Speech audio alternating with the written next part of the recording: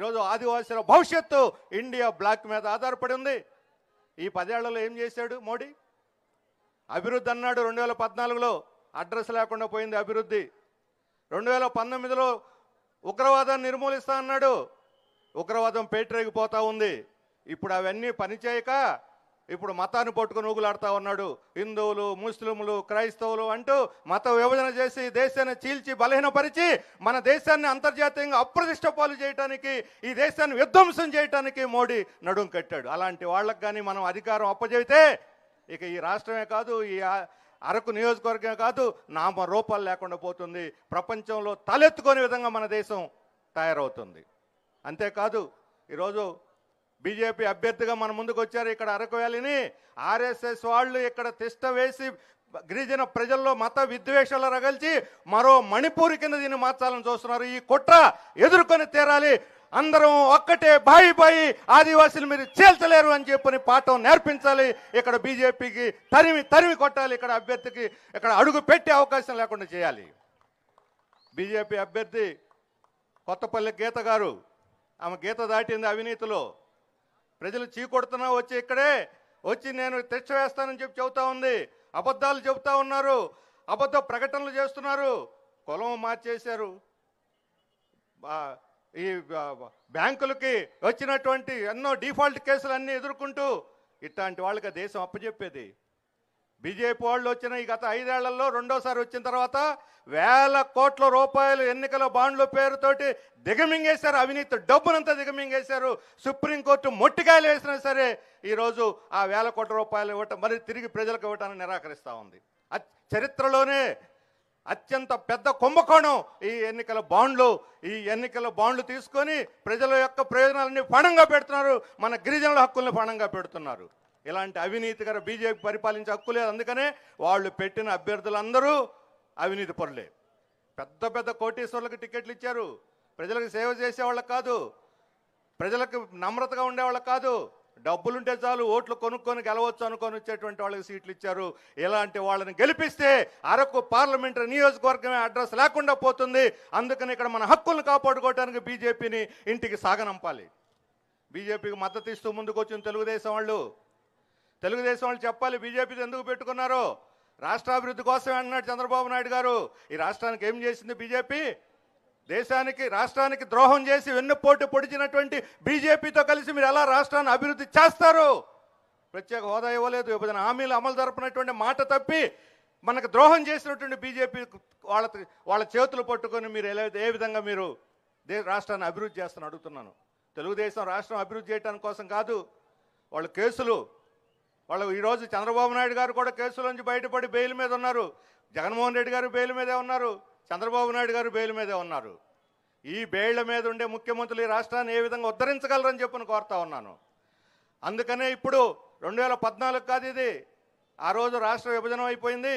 ఎట్లో గట్ల అభివృద్ధి కావాలని చంద్రబాబు వచ్చినా, బీజేపీ వాళ్ళు వచ్చినా, జనసేన ముగ్గురు కలిసి వచ్చినా ఆ రోజు ప్రజలు ఓట్లు వేశారు. ఈరోజు తెలుగుదేశం వాళ్ళకి కనీసం వాళ్ళకు ఉనికి కూడా లేదు. పూర్తిగా బీజేపీకి సాగిలపడిపోయారు. ఏ అభ్యర్థిని పెట్టాలి, ఆ అభ్యర్థిని మార్చి ఇంకొకరిని పెట్టడం, వీళ్ళ మార్చి ఇంకొకరిని పెట్టడం, ఎవరికి టిక్కెట్లు ఇవ్వాలి, ఎవరికి ఇవ్వకూడదు, ఇవన్నీ బీజేపీ శాసిస్తుంది. చంద్రబాబు నాయుడు రాస్తాడు. చంద్రబాబు నాయుడు గారు మరలా ముఖ్యమంత్రి అయితే వచ్చేది ఢిల్లీ పాలన తప్ప చంద్రబాబు పాలన కాదు చెప్పదలుచుకున్నాను. అలాగే జగన్మోహన్ రెడ్డి గారు అధికారంలో ఉన్న 5 ఏళ్ళు వారానికి ఒకసారి ఢిల్లీ పోతారు.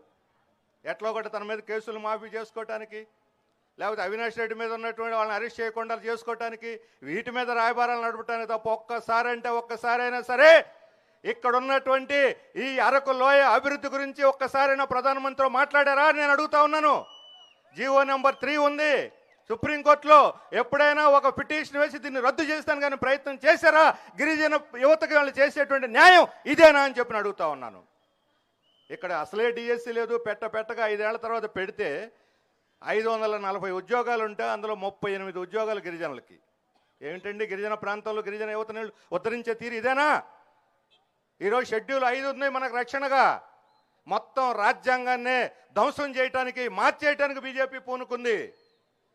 రాజ్యాంగమే పోతే షెడ్యూల్ 5 ఎక్కడ, 170 ఎక్కడ, పెసా చట్టం ఎక్కడ, లేకపోతే గ్రామీణ పంచాయతీ పరిపాలన ఎక్కడ? ఈరోజు పంచాయతీలో తీర్మానాలు లేకుండానే, గ్రామ సభలు లేకుండానే, పెసా చట్టం లేకుండానే మన భూములన్నీ అదానికి అప్పచెప్పేస్తా ఉన్నారు ఐడల్ ప్రాజెక్టుల పేరుతోటి. రేపు రాజ్యాంగమే లేకుండా పోతే, ఈ మాత్రం హక్కు కూడా లేకపోతే, రిజర్వేషన్లు కూడా లేకపోతే చదువుకున్న వాళ్ళకి ఉద్యోగాలు ఎక్కడ? వాళ్ళు చెబుతున్నారు ముస్లింలకు రిజర్వేషన్లు తీసేస్తాం మేము వస్తే అని. ఈరోజు ముస్లింలకు తీసేస్తారు, రేపు పొద్దున ఆదివాసులకు తీసేస్తారు, ఆ తర్వాత దళితులకు తీసేస్తారు, ఆ తర్వాత మహిళలకు తీసేస్తారు, ఆ తర్వాత వికలాంగులకు తీసేస్తారు. ఎవరికి రిజర్వేషన్లు అనే ఒక సామాజిక న్యాయమే లేకుండా మనల్ని అట్టడుగున అణగదొక్కి పారేసేటువంటి దానికి ఈరోజు మనువాదం పేరుతోటి బీజేపీ ముందుకు వస్తుంది. ఇలాంటి మనువాదం కావాలా? అంబేద్కర్ రాసినటువంటి రాజ్యాంగాన్ని కాపాడుకోవాలా? మనం తేల్చుకోవాల్సిన అవసరం ఉన్నది. అందుకనే భారతదేశ భవిష్యత్తు ఈ ఎన్నికల మీద ఆధారపడి ఉన్నది. మన ఆదివాసీల హక్కులను కాపాడుకోవటానికి ఈరోజు మోడీని, వాళ్ళకి మద్దతు ఇస్తున్నటువంటి తెలుగుదేశాన్ని, వాళ్ళకు తొత్తుగా ఉన్నటువంటి జగన్మోహన్ రెడ్డిని ఇద్దరిని సాగనంపితేనే ఇక్కడ మన అరకు వ్యాలీ కూడా అభివృద్ధి అవుతుంది. అందుకని మేము ముందుకు వచ్చాం. ఈరోజు కాంగ్రెస్, సిపిఎం, సిపిఐ, ఇన్ని ఇండియా బ్లాక్ పార్టీలు మేము వీళ్ళు బీజేపీకి ఈరోజు సవాలుగా ముందుకు వచ్చినాయి.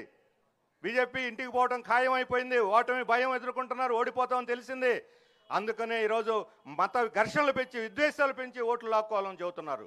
కానీ మన అరకు వ్యాలీ ప్రజలు చాలా చైతన్యవంతులైనటువంటి ప్రజలు. వాళ్ళ కుట్రలో పడరు, వాళ్ళ వలలో పడరు. చైతన్యవంతంగా ఓటు హక్కును వినియోగించుకొని వైఎస్ఆర్ కాంగ్రెస్కి, బీజేపీకి ఇక్కడి నుంచి సాగనంపి తీరుతారు. ఇండియా బ్లాక్కి పట్టం కడితేనే భారతదేశ భవిష్యత్తు, ఇండియా బ్లాక్కే ఈ దేశ భవిష్యత్తు ఆధారపడింది చెప్తున్నారు బీజేపీ నాయకులు. మేము గెలిస్తే 400 పార్లమెంట్ సీట్లు వస్తాయి, ఎంపీ గెలిస్తే రాజ్యాంగం మార్చేస్తామంటున్నారు. రాజ్యాంగం మార్చడానికి ఇది నరేంద్ర మోడీ గారు రాసిన, తాత ముత్తలు రాసిన రాజ్యాంగం కాదు. ఇది కాంగ్రెస్, కమ్యూనిస్టులు స్వతంత్ర ఉద్యమం ద్వారా సాధించిన రాజ్యాంగం, అంబేద్కర్ గారు రాసిన రాజ్యాంగం అని చెప్పి అర్థం చేసుకోవాల్సిన అవసరం ఉంది. ఈరోజు రాజ్యాంగం రద్దు చేస్తే ఏంటి అన్యాయం?